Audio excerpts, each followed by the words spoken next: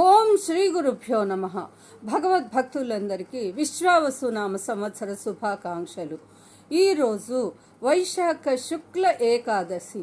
దీనినే మోహిని ఏకాదశి అంటారు.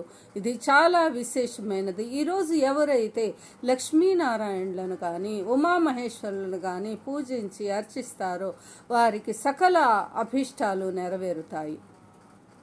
ఈ యొక్క మోహిని ఏకాదశి కథ గురించి ఇప్పుడు మనం తెలుసుకుందాము.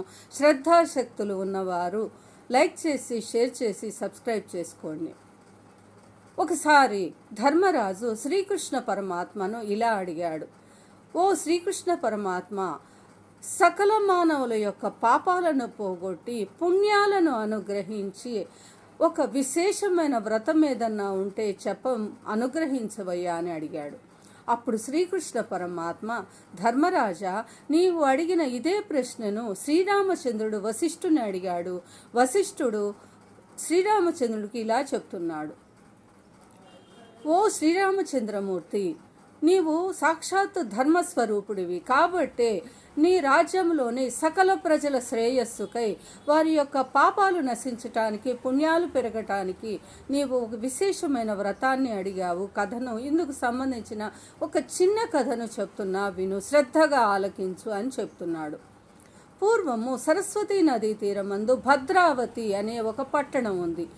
ఆ పట్టణానికి ద్యుతి మహారాజు పరిపాలిస్తున్నాడు. ఆయన సత్యసంధుడు. సకల మానవుల శ్రేయస్సు కోసం అతని రాజ్యంలోని ప్రజలను కన్నబిడ్డల వలె పరిపాలిస్తున్నాడు. అలాంటి రాజుకి 4 కొడుకులు ఉన్నారు. పెద్దవారు 3 కూడా తండ్రి వలనే సదాచార సంపన్నులు. కానీ చివరి కొడుకు దుష్టబుద్ధి మాత్రము దుర్గుణాలతోటి, చెడు అలవాట్లకు లోనయ్యి వేశ్యలతో వ్యభిచారం చేస్తూ, మధ్య మాంసాదులను సేవిస్తూ చెడు అలవాట్లకు బానిసైపోయి తండ్రిని కూడా ఇంటి నుండి, రాజ్యం నుండి వెళ్ళగొట్టాడు. కొంతకాలానికి రాజ్యంలో తనను ప్రజలు కూడా బహిష్కరించారు ఆ దుష్టబుద్ధిని. అప్పుడు వాడు అరణ్యానికి వెళ్ళి పశు పక్ష్యాదులను మృగము వలె వేటాడుతూ సంహరించి ఆ మాంసాన్ని తింటూ జీవించసాగాడు. ఇక కొంతకాలానికి వయసు అయిపోయి ముసలివాడై ఆ తరువాత ఆ సరస్వతీ నదీ తీరమునందే నివసిస్తూ తిరుగుతూ ఉన్నాడు.